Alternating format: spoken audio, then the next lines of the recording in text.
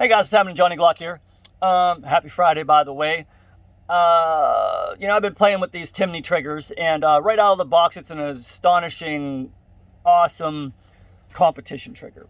All right, but in my mind, I wanted to, see if it had the ability to be a carry trigger. You know what I mean? There's a lot more people out there in the defensive world, at least from my perspective, that are buying from me than the competition world. So I figured, it's such a great system, why not give it a viable chance in the defensive concealed carry arena?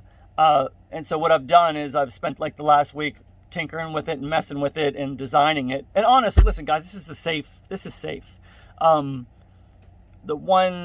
two that we've been running have about 5,300 rounds through them at this point. We're dropping it, we're throwing it, we're torture testing it. So if someone is having issues with theirs, I would really like to see the data, because in the interweb you're going to have it's a single, turning it into a single action. I get it. I know there's anytime things change, people when things change, people are reluctant, let's put it that way. So I understand that. I understand trepidations, especially because the market in these days has been buyer beware. But I can tell you right now, from my testing, there has not been any issues. In fact, when I'm going to open, we got a clear gun here. When I open this gun up, and I'm showing you I'll show you that back there. I'm probably got to go this way. I wasn't planning on doing this in this video, but I think it needs to be addressed. When you push down on the cruciform here, you can see there's no movement whatsoever, none. So if that's not moving, there's no way this mechanism is going to move. So you can see they're totally independent. That's the one thing about engagement with this. They're totally independent of one another. This right here, it's on the shelf, 100% on the shelf, especially for this, back it up a little bit, for this carry option. So you can see it is not affecting this whatsoever when I push down on this. So I want to get that out of the way. Now, what the Timney trigger does is, from a competition set, is really kind of takes the wall away. You know what I mean? It doesn't give you what you need for carry, and in my opinion, you need a very, very, very, very, very stout wall. So you can hear me smacking against that. That's your predictability right there. You have to know exactly where you are at every moment. So what I'm going to do is I'm going to, and I like to use this T right here as as an indicator. You can see it right there. So you can see and I'm sorry about the lines going through here. I think it's from the LED light that I'm using, but I need to keep this lit. So watch the movement on that T to where the break is. It's going to be phenomenal. So that's all the more it moved. It literally just kind of just made the top of that T disappear, the inside of it. So I'm gonna, and of course the reset is just as good. I have to hold away the safety, the firing pin, the trigger safety tab, to try to get this. It is so hard to get the realistic reset on this, but I'm gonna try to push. There it is. There it was. You saw it. Okay. So once again, I'm gonna break the trigger. Let me get my finger on that again. So watch the T. That's all the more it is.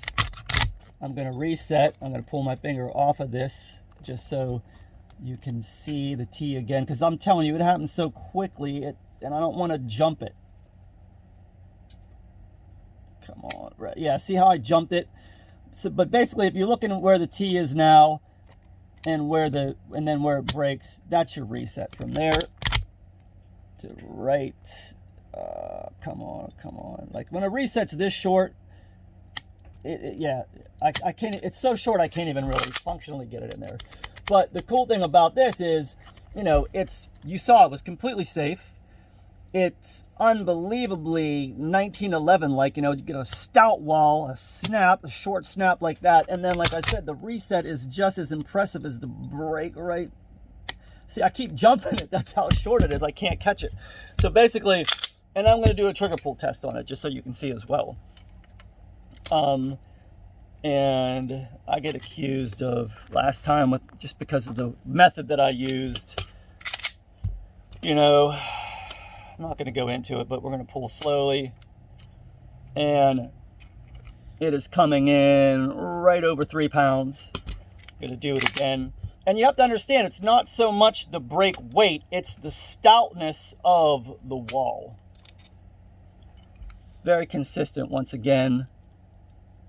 I'll flip it this way so you can actually read it, I believe. A little bit over 3 pounds. Well, no, that was actually backwards.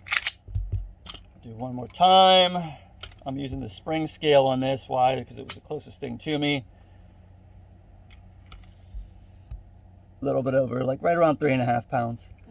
So, like I said, it's a light trigger, but the fact that you have this stout wall is the most important thing. And your short reset for follow-up shots. So, out of the box, is it going to, you know, work well with your concealed carry?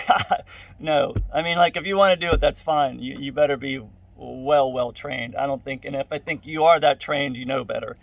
But basically, what this is doing is it's changing the components that we have in the trigger in order to get it to act that way. And, you know, if I just, you know, these guns are adjustable. So if I take it, I'm not going to show you what I'm doing here just because it would negate the mystery. But if I show you, like, so here's what the Timney normally will do. It'll break and then watch it go back. Like if we use the circle again, as I pull back, see how it goes all the way back to the guard? And now your reset is all that. You understand? So it breaks and stops, but that's not how it's actually going to reset, because when I reset the gun, you can see it comes all the way back. And the last time I did that, as you could see, and I'll try to dial it back in right now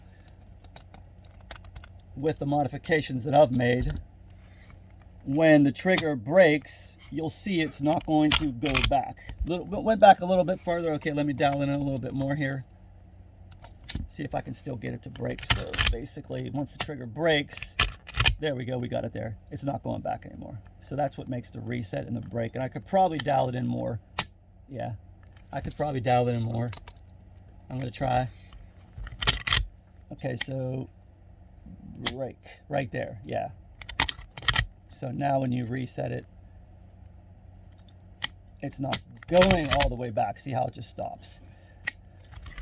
And that is going to be called the Timney Combat Conversion. I'm not going to mention prices or componentry. It's all going to be on the website.